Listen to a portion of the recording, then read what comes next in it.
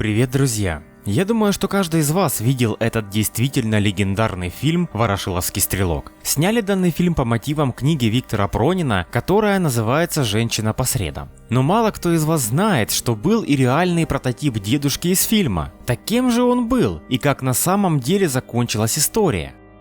Звали этого парня Дмитрий Данилов. Родился он в одном из районов Москвы, Строгино. Дима очень любил спорт и активно им занимался. Вырос он крепким парнем, достигшим серьезных успехов в боксе. Когда Данилову исполнилось 18 лет, он попал в армию и служил в воздушно-десантных войсках. Пройдя курс обучения, Владимир Данилов оказался в Афганистане. Единственной ниточкой, соединяющей парня с мирной жизнью, стали письма любимой Ольги. Когда срок службы уже почти подошел к концу, Оля неожиданно перестала писать. Дима растерялся, он не понимал, что случилось, заболела, разлюбила, нашла другого. Но разве могла Оля не объясниться, а просто уйти? Парень считал дни до возвращения в родной город. В Москве он сначала заехал домой, а потом сразу же бросился к Оле. Там его ждали ужасные новости. Родители девушки, отводя глаза, вручили Данилову конверт, который не решились отправить в Афганистан. Это было последнее письмо, в котором Оля прощалась с любимым и объясняла, почему она решила уйти из жизни. Поздно вечером Ольга возвращалась домой, и на нее напала группа хулиганов. Нелюди затащили девушку в подвал, ограбили ее, избили и изнасиловали. Милиция расследовать преступление не спешила. Ольга позора не выдержала и убила себя.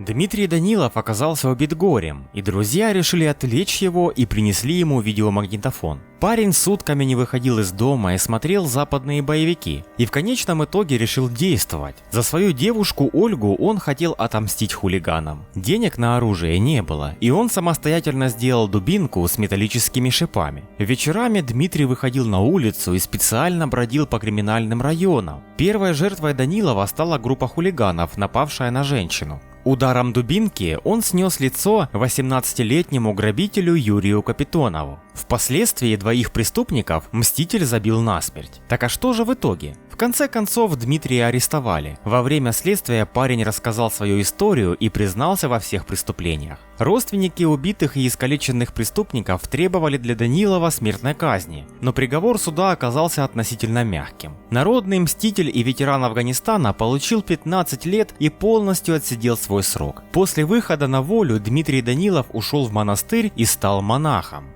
Вот такие вот дела, друзья. А на этом все. Пока.